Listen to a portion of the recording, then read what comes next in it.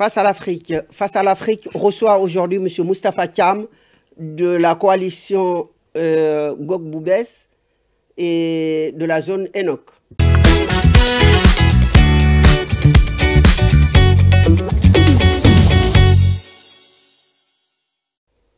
Face à l'Afrique, Monsieur Moustapha Thiam, bonjour. Bonjour, Monsieur Carosoli. Merci d'avoir accepté notre invitation. Donc, vous êtes candidat à la députation pour la zone Enoch. Donc, pouvez-vous vous présenter à nos téléspectateurs, s'il vous plaît? Bonjour, Carosoli. Je vous remercie pour cette invitation. Aujourd'hui, je suis très honoré de venir ici dans vos jolis locaux, Afrique 1, pour parler sur des sujets qui nous interpellent nous tous en tant que Sénégalais, en tant que personnes résidentes au niveau de la diaspora. Pour me présenter, je suis Moustapha Thiam, je suis issu d'un village de 150 âmes où je faisais 7 km à pied pendant 7 ans pour aller à l'école. J'ai parcouru ce village, je suis venu en France et j'ai fait mes études dans les ressources humaines depuis des années et qu'aujourd'hui, je suis le président d'un cabinet de recrutement dédié à l'accompagnement de l'efficience IT et digitale du nom de Exigence IT. Nous accompagnons les clients dans leurs projets de recrutement des profils cadres et dirigeants en France et en Afrique. L'objectif, c'était toujours d'accompagner aujourd'hui la jeunesse sur la voie de l'emploi, mais surtout de l'insertion professionnelle. D'accord. Et pouvez-vous nous dire un peu de ce village, de votre enfance et comment ça s'est passé? Ce village, je l'ai décrit dans mon livre intitulé L'adversité mon allié. Donc, c'est un petit village de 150 âmes où je faisais 7 km à pied. Qui est dans quel côté au du Sénégal? Au Sine Saloum, à Ndiombato. Donc, c'est là-bas où on était à très bas âge. Donc, voilà, c'était vraiment une enfance très difficile, mais il y avait beaucoup d'espoir et on s'est forgé d'adversité comme étant notre propre allié. Donc, même pour apprendre dans la nuit, il fallait chercher du bois mort, rallumer et pouvoir vraiment étudier. C'était dans des conditions très difficiles, mais en écrivant ce livre, c'était vraiment l'objectif, c'était de donner de l'espoir à tous ces jeunes qui rêvent entreprendre, mais aussi qui rêvent bâtir une carrière dans leur domaine. Donc, on dit le travail paye. Donc, aujourd'hui, vous êtes à la tête de ce cabinet et vous êtes aussi candidat dans la zone Enoch pour les élections législatives, Oui. donc pour le compte de la diaspora. Alors, donc, est-ce que vous pouvez nous parler donc, de la coalition qui vous a investi? Avant de parler de la coalition, donc, je dirige déjà Exigence IT, mais aussi j'ai en cabinet une société de production audiovisuelle. Mon parcours est marqué par un engagement fort auprès de la communauté. Depuis plus de 10 ans, j'accompagne, j'ai créé beaucoup d'associations. J'ai dirigé aussi des associations comme l'association des étudiants sénégalais de Normandie. J'ai dirigé aussi le collectif des associations africaines en Normandie. Depuis 2015, j'ai créé une association du nom de MSDA, Mouvement solidaire pour le développement de l'Afrique. Une association qui regroupe aujourd'hui 25 pays en Afrique et 7 pays au sein de la diaspora, dont l'unique objectif, c'est vraiment accompagner ces jeunes sur la voie de l'entrepreneuriat, mais surtout de l'insertion professionnelle. Donc, mon engagement auprès de la communauté ne date pas d'hier. Donc, cette députation, c'est une continuité, c'est une suite logique par rapport à la diaspora. À ce que vous faites déjà. Bien sûr, parce qu'aujourd'hui, je sens que la diaspora souffre et il est important d'apporter des solutions. C'est d'ailleurs ça qui nous a poussé, pour répondre à votre question, donc de se présenter pour défendre les intérêts de la diaspora, apporter vraiment des solutions aux innombrables problèmes que rencontre la diaspora et qu'aujourd'hui, à travers la coalition Gog Boubès, où j'ai l'honneur vraiment d'être tête de liste de cette coalition composée des vaillantes personnes qui ont vraiment un parcours de vie, qui ont forgé des choses dont l'unique objectif, c'est vraiment servir le peuple et pas se servir. Alors, donc, est-ce que donc le parti, cette coalition, elle est née où? Elle est née en France, elle est née au Sénégal? La coalition est née au Sénégal. Gog Boubès est dirigé par un ami, un frère du nom de Ahmed Diallo, qui est vraiment un jeune talentueux, qui était ici aussi en France, très passionné par rapport à l'Afrique. Donc, il est reparti au Sénégal. Et du coup, il a apporté vraiment une nouvelle vision politique. Et nous, en tant que jeunes, donc je suis le fondateur d'un mouvement politique qui s'appelle GAP, Grande Alliance pour la Patrie. Et j'ai été très côtoyé par pas mal de personnes qui m'ont contacté, mais Monsieur Thiam, on aimerait que tu sois notre tête de liste.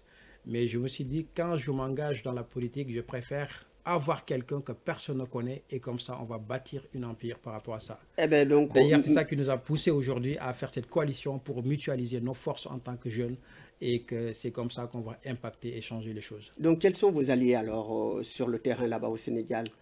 Nos alliés, c'est une coalition. Il y a pas mal de personnes venant de différents horizons qui nous rejoignent par rapport à un projet de vie. Parce qu'aujourd'hui, si vous voyez un petit peu la scène politique au Sénégal, c'est quand même catastrophique, si je peux me permettre, parce qu'on est dans un monde où tout le monde, c'est le monde des querelles, chacun tire sur les ficelles de l'autre, montrer que je suis le meilleur, diaboliser les autres, des injures par-ci, par-cela. La scène politique au Sénégal, c'est pas quelque chose que nous, on voit en termes d'image. C'est pourquoi on veut offrir une nouvelle, bien sûr, offre par rapport à cette communauté diaspora, mais cette communauté sénégalaise qui est vraiment une communauté exemplaire de par leur stabilité politique, la démocratie, donc vraiment des valeurs que nous incarnons, qu'on veut vraiment sauvegarder par rapport à une nouvelle offre politique.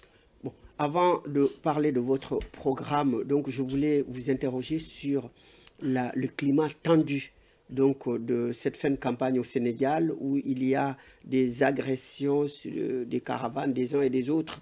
Donc, que pense votre coalition? Je sais que vous n'êtes pas impliqué, hein, votre coalition n'est pas impliquée, mais qu'est-ce que vous pensez de cela aujourd'hui? Cela ne reflète pas l'image du Sénégal, M. Soli, parce qu'aujourd'hui, le Sénégal, c'est le pays de Cheikh Ahmadou Bamba, c'est le pays de Cheikh Ibrahima Niasse, c'est le pays de Cheikh Anta Diop, de Mamadou Dia, de toutes ces personnes qui ont vraiment prôné la paix. Et c'est vraiment décevant de voir de tels actes au niveau national, en plus portés par des personnes qui ont vraiment quand même des leaders d'opinion. Donc aujourd'hui, il faut stabiliser le pays, mais je me suis dit, c'est très important quand même de faire la part des choses. Donc on est dans un pays, on a un pouvoir judiciaire, on a un pouvoir exécutif et bien sûr, il y a les législatifs qui viennent. Il est important aujourd'hui que le ministère de l'Intérieur prenne ses responsabilités pour assurer la sécurité des Sénégalais. Parce qu'il est inadmissible aujourd'hui de voir des agressions pour des histoires de campagne électorale. Donc aujourd'hui, les Sénégalais doivent être conscients de cela. Aujourd'hui, on peut bâtir campagne, faire de la politique de manière saine sans pour autant vraiment faire de l'animosité par rapport à ce qui nous lie, parce qu'aujourd'hui il y a quelque chose qui nous lie et je pense que ça c'est plus fort de ce qui nous différencie, qu'est le Sénégal, qu'est la diaspora, et qu'en regardant ces images où des personnes perdent leur vie ou bien des personnes ont des blessures graves, et ça c'est des choses qu'on déplore fermement, et que nous, à travers Gorubès, nous prenons la paix, nous prenons l'adversité, nous prenons aussi la différence des idées, et c'est ça qui doit prôner au niveau de l'Assemblée nationale, et c'est ça qui va faire aujourd'hui la force du Sénégal en termes de démocratie et en termes bien sûr de leadership. Qu'est-ce qui vous différencie des autres? Parce que vous êtes donc une coalition, il y a 41 coalitions aujourd'hui, partis et coalitions, donc qu'est-ce qui vous, moi en tant qu'électeur, qu'est-ce qui vous différencie des autres pour que je puisse voter pour vous? Alors, qu'est-ce qui va nous différencier des autres? C'est par rapport à l'offre politique. Je sais que chaque personne vient avec son programme, avec ses actions, mais moi, je définis l'homme politique sur 3 critères. L'homme politique doit avoir un parcours de vie. C'est ça que j'appelle la règle de PPD. Un parcours de vie, c'est très important, c'est-à-dire à travers des réalisations concrètes. Je connais Kara Soli qui va être candidat. Quel est son parcours? Qu'est-ce qu'il a déjà œuvré pour la diaspora? Qu'est-ce qu'il a déjà œuvré pour la communauté? Ça, c'est très important d'avoir ce parcours de vie. Parce que tu es censé de représenter ton peuple. Si aujourd'hui, tu n'es pas en mesure de porter un combat durant ta vie, comment tu peux représenter ton peuple et apporter des solutions?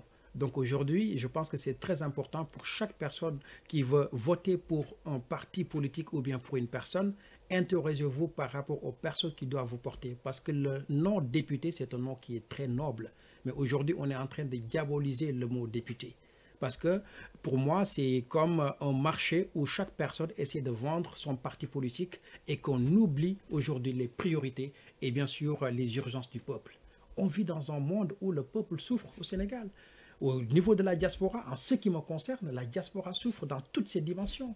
Les étudiants, les parents d'élèves, les sans-papiers, les personnes retraitées, les gens qui sont là en prison. J'étais parti rencontrer des personnes en prison, mais tu as les larmes aux yeux. Tu vois des personnes qui sont emprisonnées pour un problème de 100 euros, de 200 euros, ils peinent plus de 4 ans de prison. Il n'y a aucune assistance juridique par rapport à nos institutions. Donc le Sénégalais n'est pas protégé. Le Sénégalais aujourd'hui manque de crédibilité au niveau de l'extérieur et qu'aujourd'hui, nous, c'est notre combat. Et qu'aujourd'hui, si je parle de la politique, en tout cas intérieure au Sénégal, ce que je vois, ce n'est pas des images aujourd'hui qui reflètent l'image du Sénégal et qu'il est grand temps aujourd'hui, avec ce nouveau régime, prennent ses responsabilités, apaiser le climat social, parce que c'est leur devoir de protéger aujourd'hui toutes les Sénégalaises, pardon, quelle que soit leur diversité, parce que quand on est chef d'État, je ne suis pas chef d'État d'un parti politique. Je dirige tout un pays, donc quelle que soit la diversité, je dois toujours accepter les critiques. Mais au-delà des critiques aussi, il faut apporter des solutions aux innombrables problèmes qui assaillent bien sûr le peuple sénégalais. Alors, donc, vous êtes candidat donc, pour la diaspora, pour le compte de la diaspora. Ce qui me différencie encore une fois de tous ces candidats, c'est qu'aujourd'hui, il faut que le député dépasse ses fonctions de député. Je m'explique. Dans un pays si pauvre comme le Sénégal ou d'autres d'ailleurs, en Afrique, il faut qu'aujourd'hui ce député essaye quand même d'avoir au-delà de venir bloquer les lois, comment dirais-je, voter des lois ou bien des décrets. Son rôle, c'est d'aller chercher les problématiques de la population. C'est-à-dire chercher des solutions. La proximité. Bien sûr, proximité, mais apporter des solutions par rapport à ça. Ça veut dire qu'il faut avoir un parcours. Et le parcours te sert à apporter des solutions. Moi, je travaille dans les ressources humaines. J'ai ce cabinet de recrutement. Combien de jeunes Sénégalais africains qu'on a donné du travail qui contribuent au développement de notre pays, mais aussi leur donner une stabilité par rapport à leur ici, au niveau de leur pays d'accueil.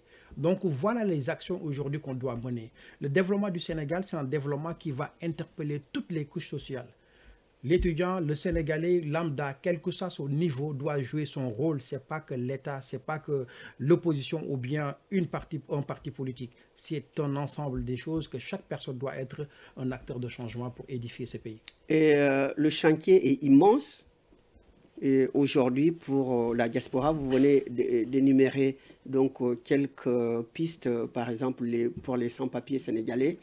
Et donc, qu'est-ce que vous comptez faire auprès des autorités françaises? Parce que la carte de séjour, ce sont les autorités françaises qui la délivrent. Donc, quelle démarche comptez-vous faire si vous êtes élu pour que les Sénégalais puissent avoir les papiers facilement?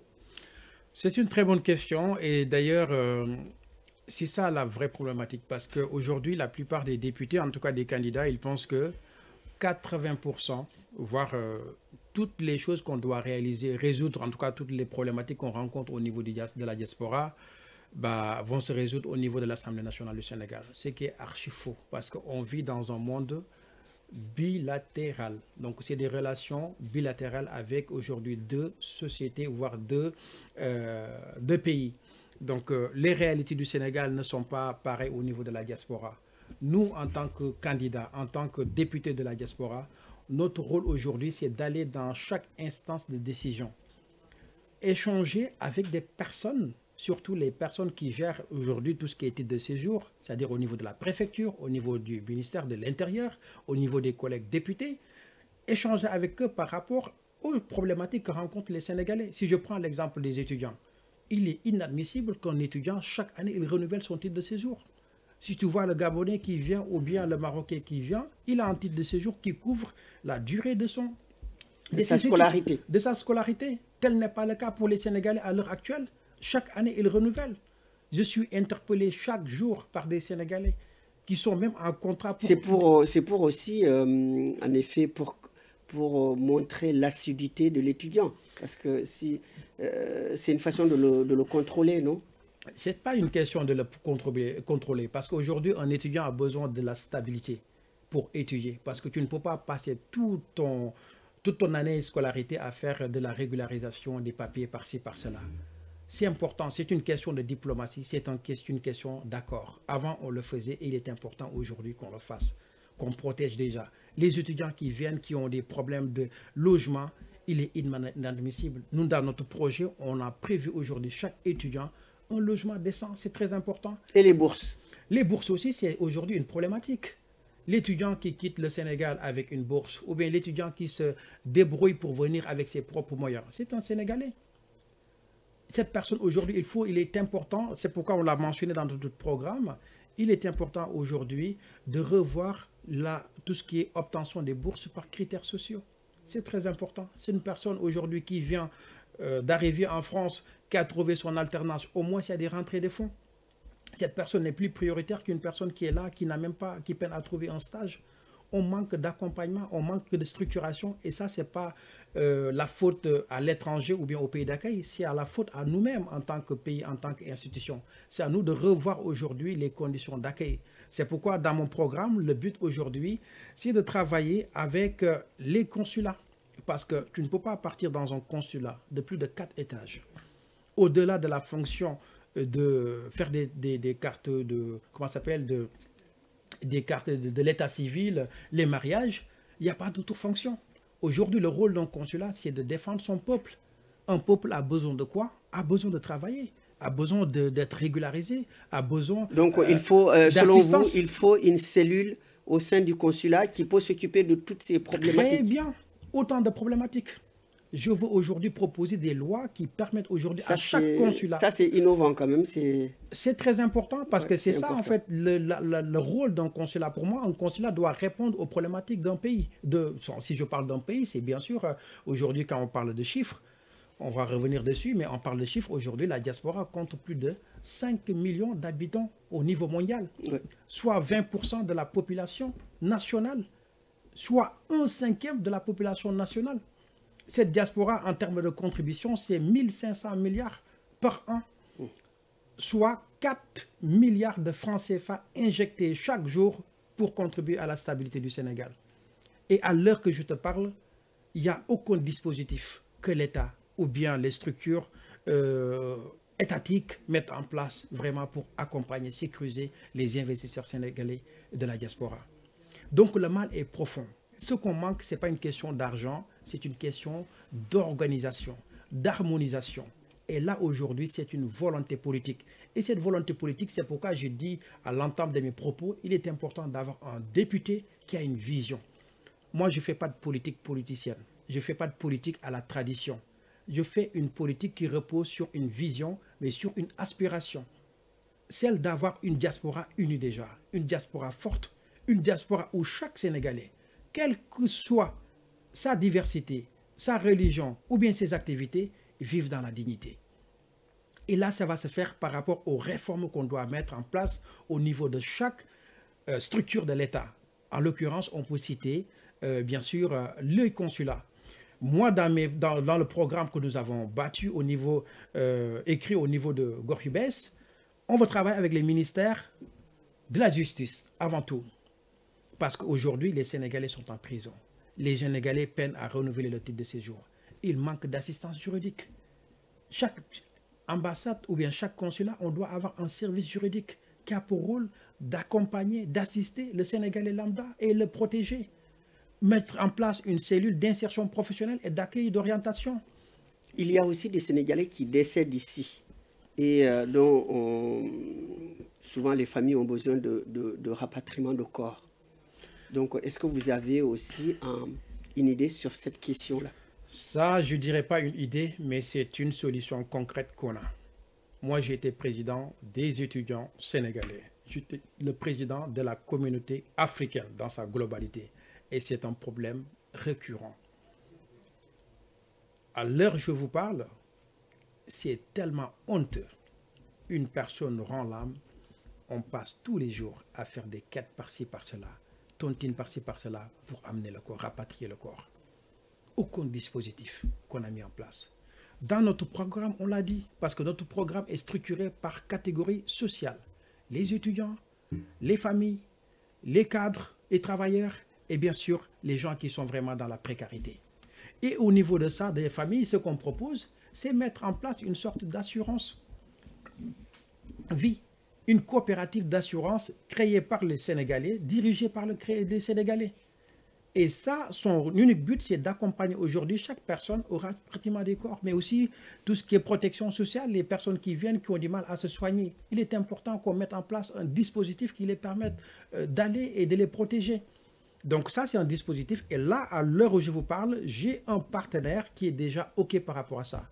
Chaque Sénégalais qui aujourd'hui n'est plus là, malheureusement, on est en possibilité de faire ce rapatriement. Et cette structure travaille avec le pays Maroc, il travaille avec Guadeloupe, et qu'aujourd'hui, c'est ça. C'est pourquoi je dis qu'il est important aujourd'hui que le peuple, surtout les députés qui doivent représenter la diaspora, aient une fonction de dépassement pour aller chercher toujours des solutions aux innombrables problèmes qui regorgent aujourd'hui la diaspora sénégalaise.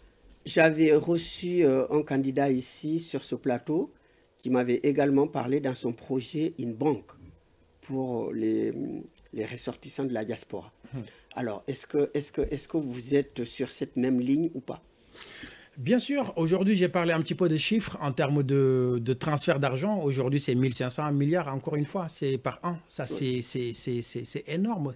Ça représente combien? Ça représente 10% du PIB au niveau national. Oui. Et qu'aujourd'hui il est important d'avoir une banque d'investissement.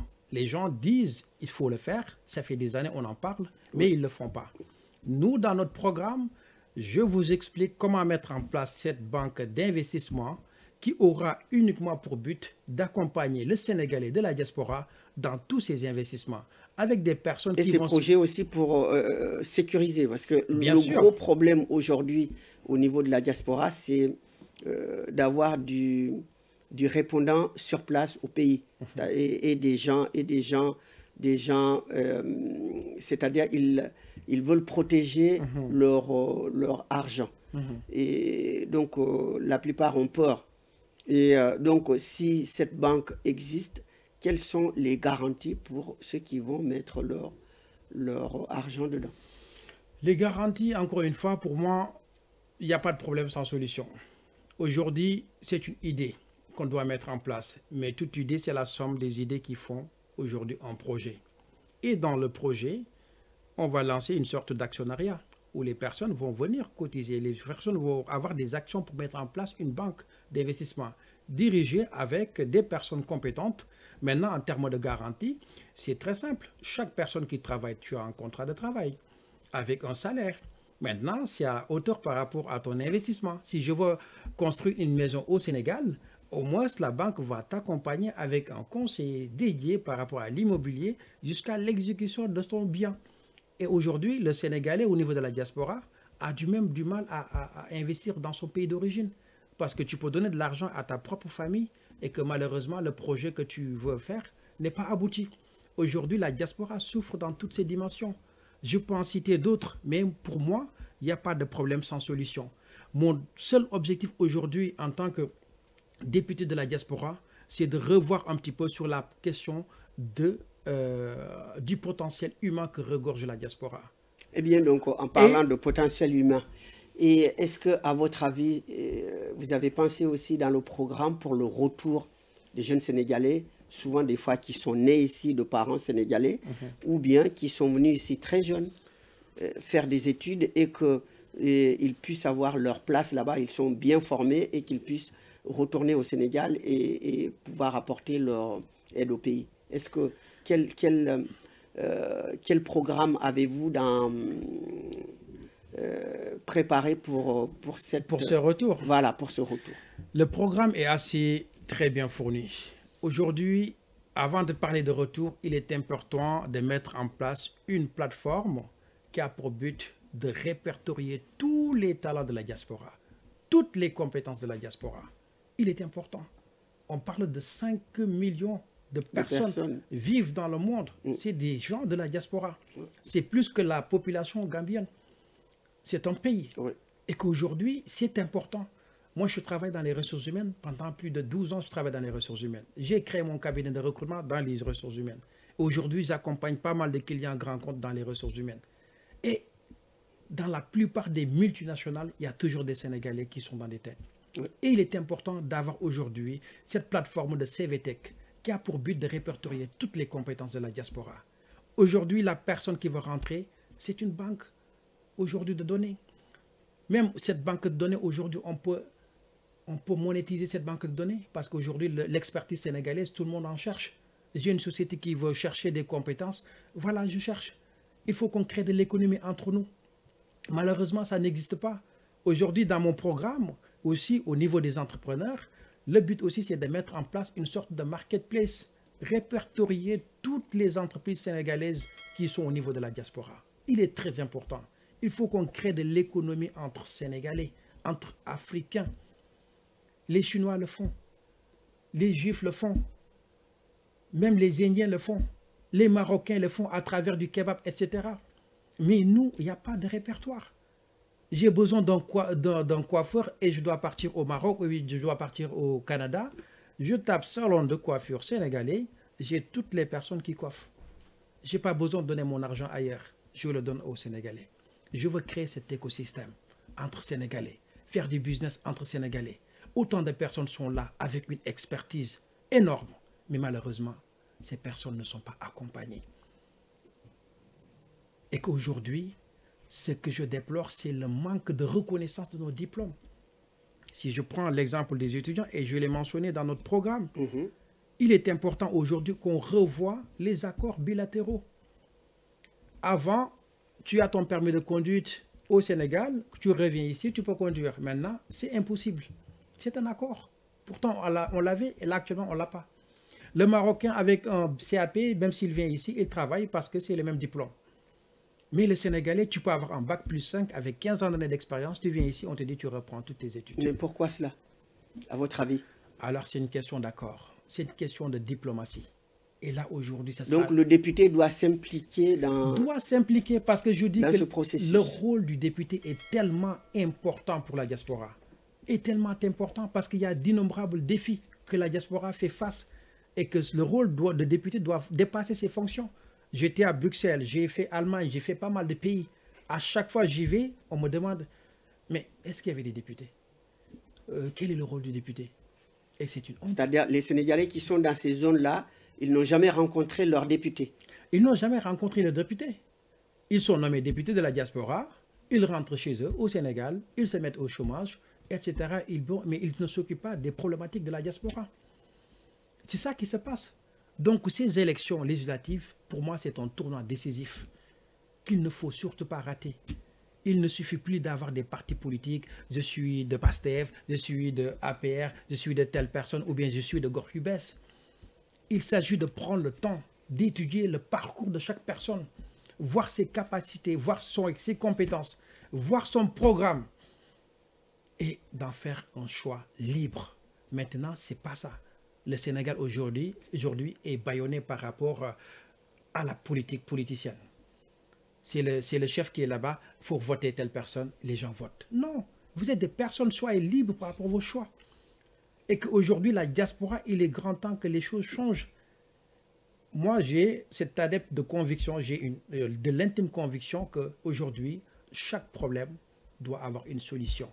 Ce n'est pas l'autre qui va venir apporter de la solution à notre problématique. Nous devons être les solutions de nos propres problèmes. Mais uniquement si on fait le choix d'élire quelqu'un qui nous ressemble et nous rassemble. Quelqu'un qui a les capacités d'aller avoir des links. Parce qu'aujourd'hui, la zone qu'on couvre, c'est une zone très stratégique. C'est la zone ENOC, l'Europe du Nord, de l'Ouest et du Centre. Et dans cette zone, il y a toutes les instances de décision. Il y a l'Union européenne. Aujourd'hui, tous les accords se font là-bas. Immigration. Tu peux partir, rencontrer des collègues qui sont là-bas, au niveau de l'Union européenne, leur exposer les problématiques, plaidoyer jusqu'à avoir ce que tu veux. Rentrer au niveau du Sénégal, voilà ce que rencontrent les Sénégalais, voilà les propos qu'on préconise. Et là, tu fais la différence. Tel n'est pas le cas. Ils vont partir à l'Assemblée nationale, les Sénégalais ne mangent pas, les Sénégalais dorment dans la rue. Ça, c'est les conséquences de ce qu'on voit. Qu'est-ce qu'ils peuvent voter pour changer les conditions? Ils ne peuvent pas. C'est pourquoi je dis c'est très important. C'est pourquoi à chaque fois, je vais voir les Sénégalais, ils me disent, on ne voit pas le rôle du député. On n'a jamais senti le député. C'était le député de PASTEF qui était là. Est-ce qu'il peut venir nous faire un bilan? Il n'a pas de bilan. C'était le député de Abdoulaye Wade qui était là. Personne ne peut te faire un bilan. Personne ne peut te faire un bilan. Parce qu'aujourd'hui, encore une fois, au niveau de la diaspora, ce n'est pas la même problématique par rapport au Sénégal. Et il est important qu'on respecte la diaspora avec tout le potentiel qu'elle regorge. La diaspora, c'est une mine d'or inexploitée. Est-ce qu'aujourd'hui, vous prenez l'engagement en tant que candidat, si vous êtes élu, vous allez élire domicile ici à la diaspora, vous n'allez pas vous installer au Sénégal devant les électeurs? Devant les électeurs, je m'engage. C'est un engagement. Là où je suis, j'ai déjà ma société, j'ai déjà ma famille. Je pouvais rester dans mon coin. J'ai mes salariés que je paye tous les mois. Je n'ai pas besoin de salaire d'un député pour vivre parce que je paye des salariés dans ma société et dans mes activités. Je contribue au développement de l'économie sénégalaise et aussi dans mon pays d'accueil.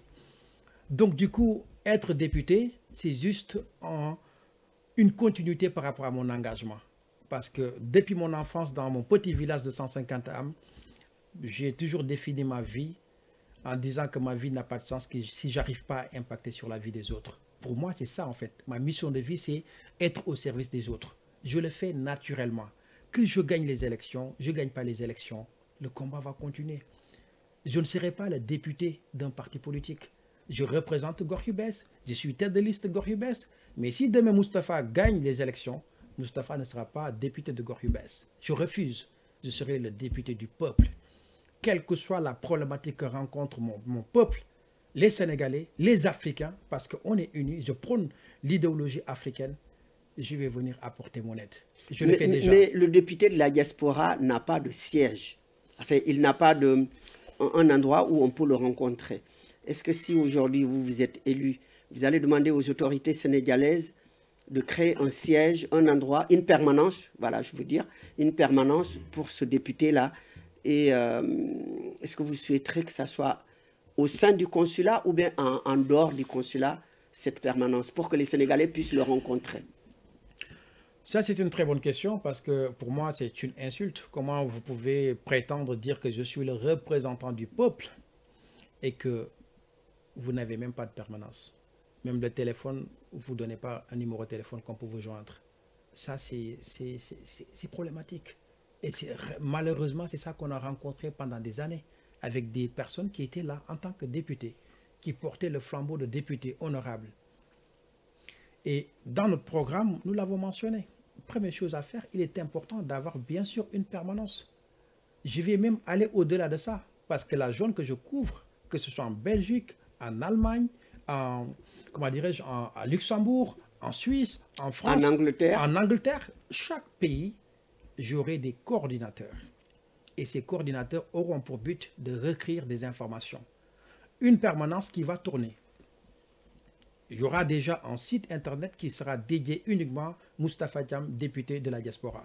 Chaque personne qui a une problématique, il y a l'adresse mail, il y a le numéro de téléphone avec une assistante qui écoute toute problématique liée à la sénégalaise. Ça, c'est très important. Et bien sûr, avoir aussi des points de focalisation où on peut rencontrer les Sénégalais, soit par trimestriel ou bien par semestriel. Mais il est important aujourd'hui d'écouter les Sénégalais et se mettre au service de la problématique. Et quand on part dans un pays, on ne va pas venir avec des gros costumes en disant qu'on est député, on est là pour... Non, il faut écouter ton peuple, comprendre leurs problématiques. Et en comprenant leurs problématiques, vous allez dire, écoutez, voilà la problématique, on va chercher la solution ensemble. Il est important. Aujourd'hui, les innombrables défis que rencontre la diaspora, ce sont énormes. Et qu'on doit être la solution de nos problèmes. Très bien, donc nous arrivons bientôt au terme de l'émission. Donc comme on le fait d'habitude, votre caméra est juste en face de vous.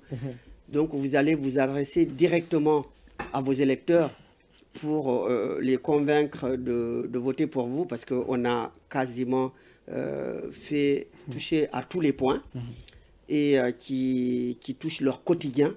Donc maintenant, je vous laisse le dernier mot pour pouvoir conclure. En tout cas, merci beaucoup. Si j'ai un message à passer à toute la communauté sénégalaise, particulièrement à toute cette communauté qui réside au niveau de la diaspora, je pense que chaque communauté a le choix d'être acteur ou spectateur de son propre destin. Le 17 novembre marquera un tournant décisif dans l'histoire de la diaspora sénégalaise. Le 17 novembre, vous aurez l'opportunité, enfin, de choisir un député qui comprend profondément et réellement les enjeux de la diaspora avec tout le potentiel qu'elle regorge. Parce que j'ai dit que la diaspora est une mine d'or inexploitée. Je ne parle même pas d'aspect économique, transfert d'argent, mais les ressources que regorge la diaspora sénégalaise, c'est une mine d'or inexploitée. Et moi, mon rôle en tant que député, c'est d'exploiter cette mine d'or pour que le Sénégalais vive dans la dignité.